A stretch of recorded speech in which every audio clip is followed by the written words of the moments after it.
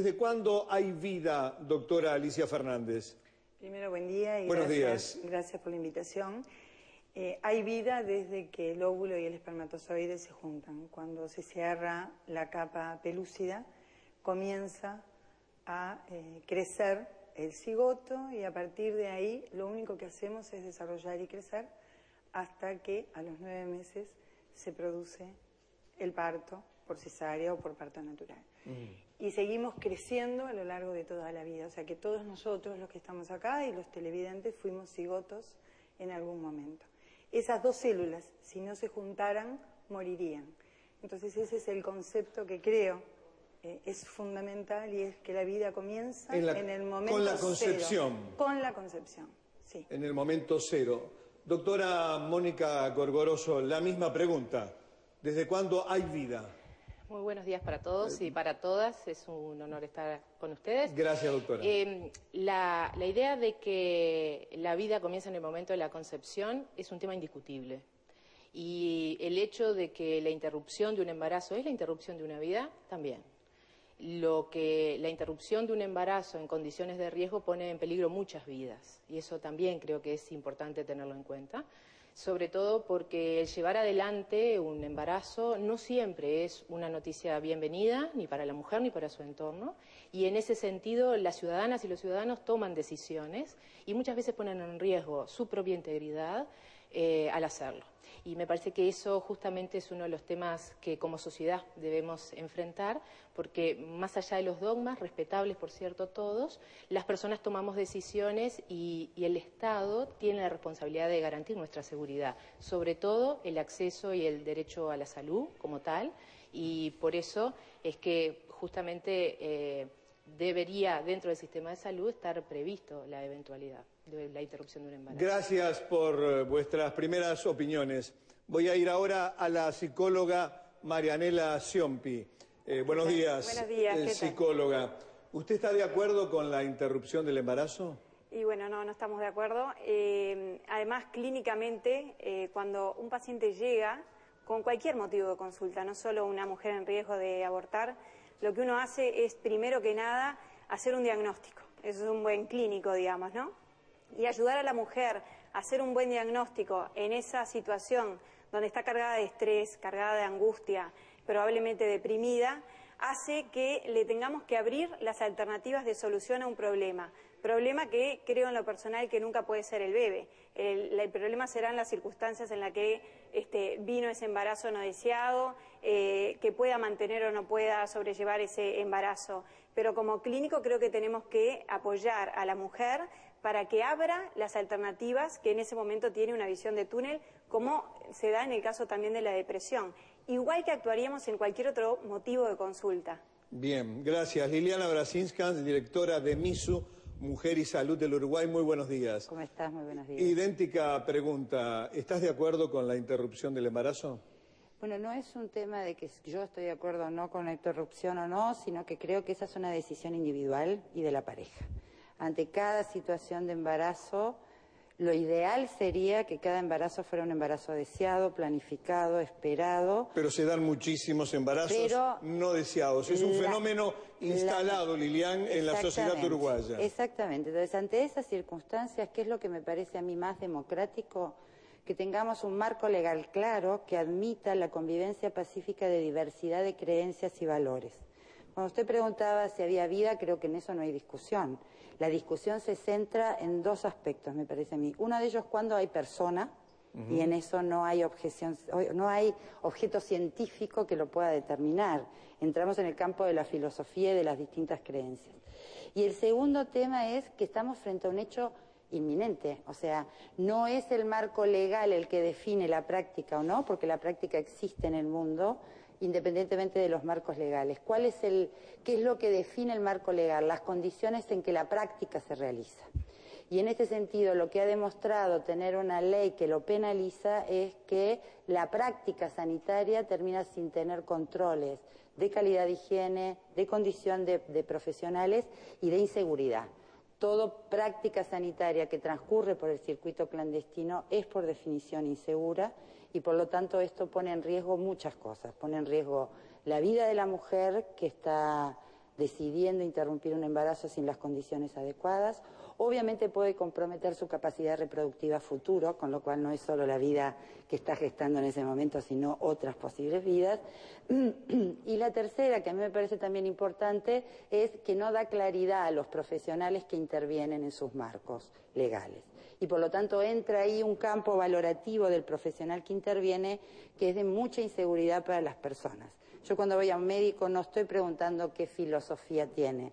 Lo que espero es que me atienda técnicamente y resuelva la necesidad que yo demando. Bien, gracias Lilian. Psicóloga, ¿cómo marca emocionalmente a una mujer que aborta?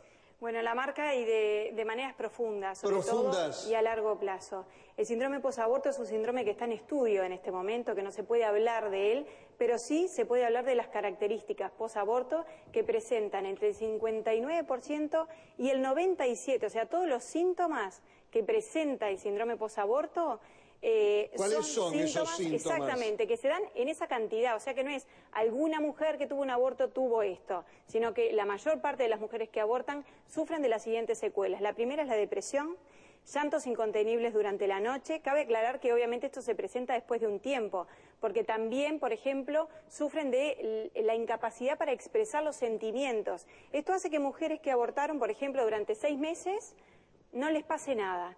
Y después de 6 meses a 2 años es un periodo como ventana donde empiezan a manifestar estos síntomas que duran y son muy difíciles en el tratamiento, digamos, de sobrellevarlos y de poder curarlos. Algunas incluso presentan, bueno, pesadillas, por supuesto, recurrentes, e imágenes del bebé, y también elucubraciones de cómo hubiera sido mi bebé, si hubiera nacido, qué nombre le hubiera puesto. ¿Por qué? Porque esto es una muerte, como todas estamos de acuerdo, y además es una muerte donde, de alguna manera, está comprometido el poder cerrarlo. Todos los duelos que nosotras normalmente tenemos, justamente se pueden elaborar, cuanto mejor elaborados están es porque se pudieron cerrar, se les pudo dar un cierre.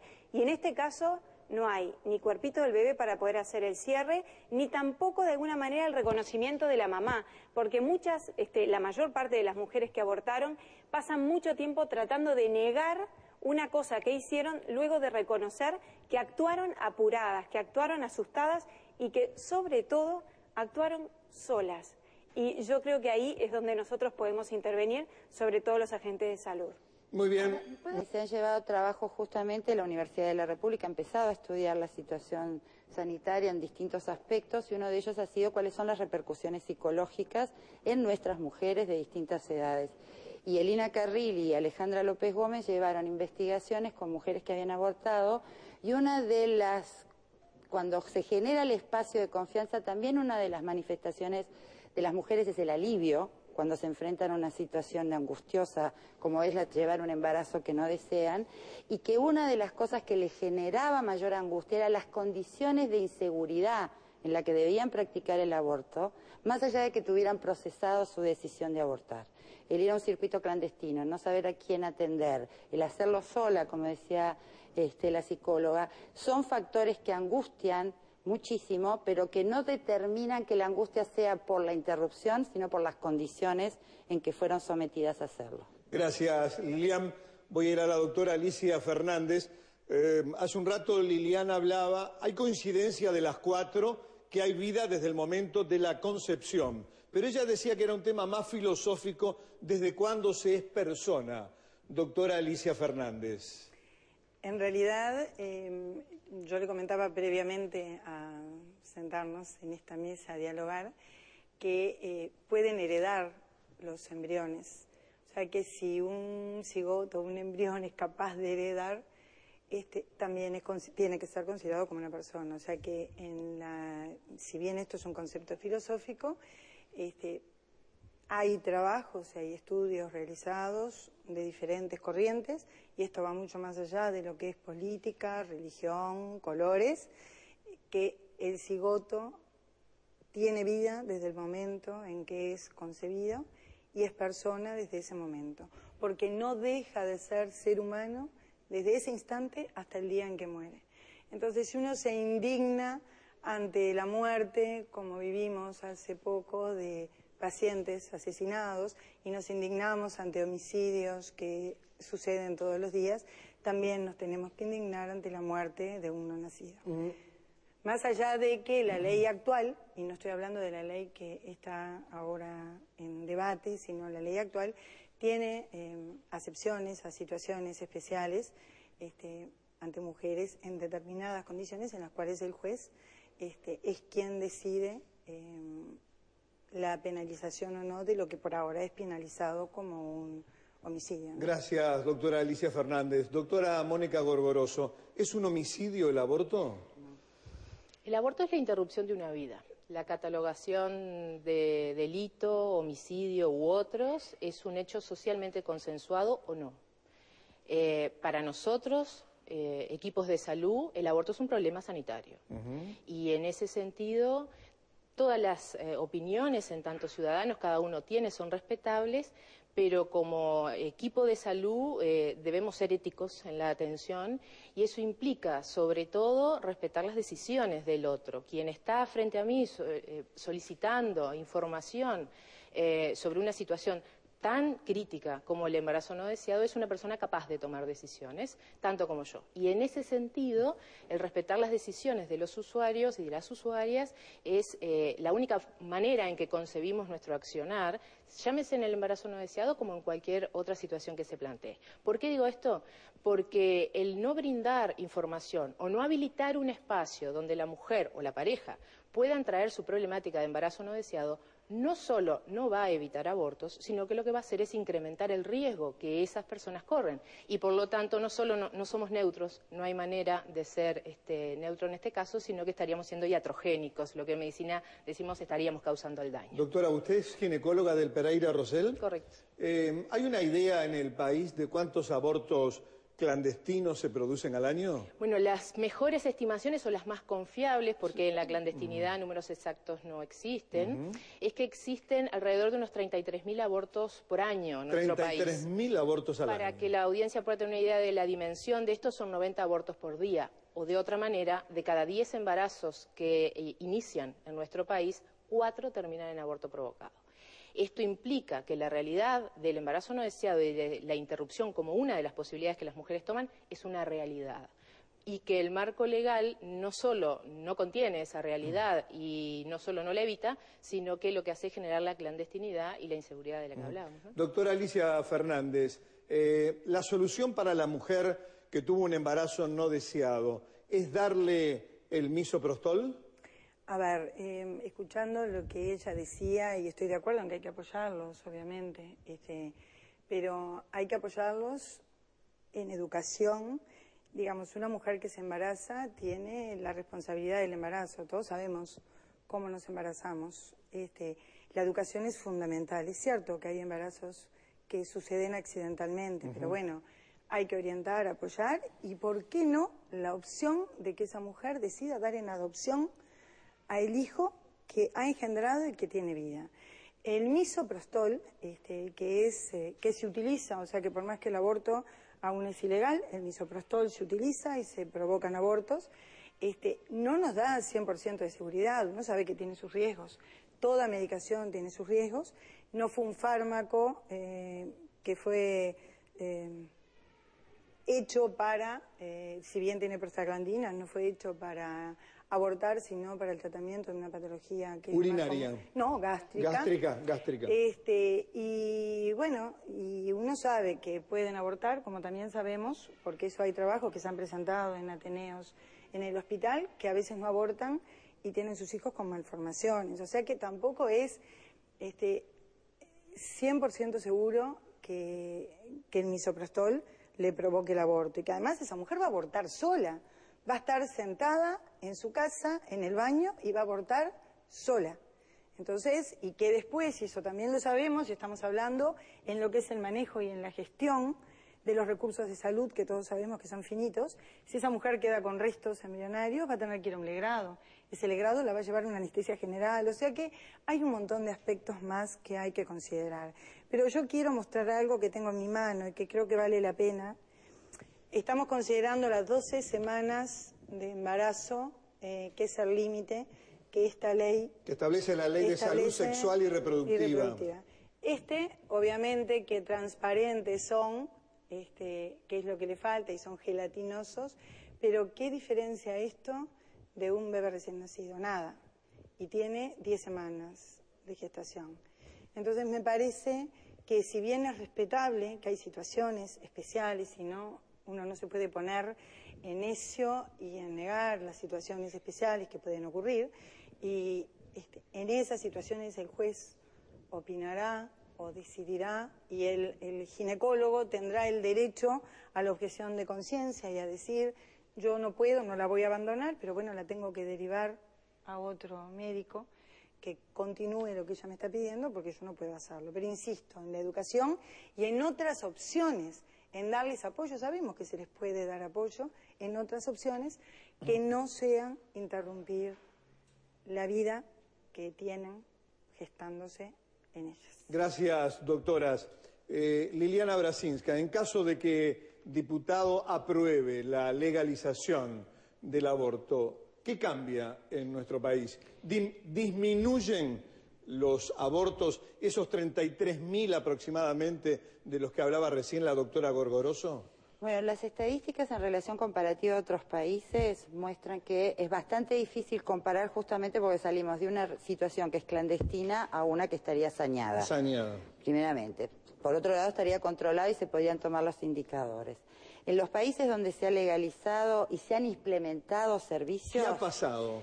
Lo que hay es atención integral, posibilidad de educación, posibilidad de información, posibilidad de pensar y analizar cuándo, cómo, con quién, cuántos hijos quiero tener, con una asistencia debidamente orientada científicamente por evidencia, y en ese sentido poder tener acceso a anticonceptivos, poder tener controles de embarazos adecuados, poder tener partos humanizados, no tener cesáreas innecesarias, no vivir en abortos clandestinos, no sentir que está sola y juzgada por quien opina distinto, y además les daríamos a los profesionales marcos muy concretos de intervención que ahora no los tenemos.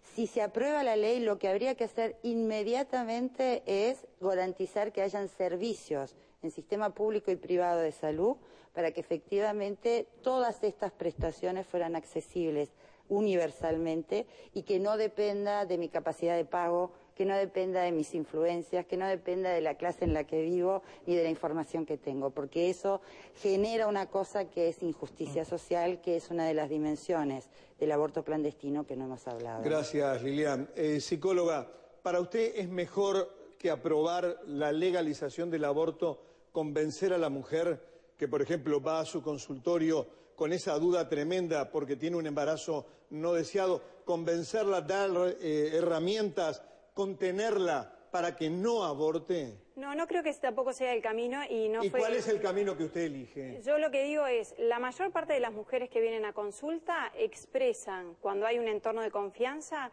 que de haber tenido alguien cercano que le hubiera dicho, vos podés, yo te apoyo, de cualquier manera, no solo sea desde el punto de vista económico, sino también de superar la vergüenza y el miedo que tenía en aquel momento, hubiera sobrellevado ese embarazo.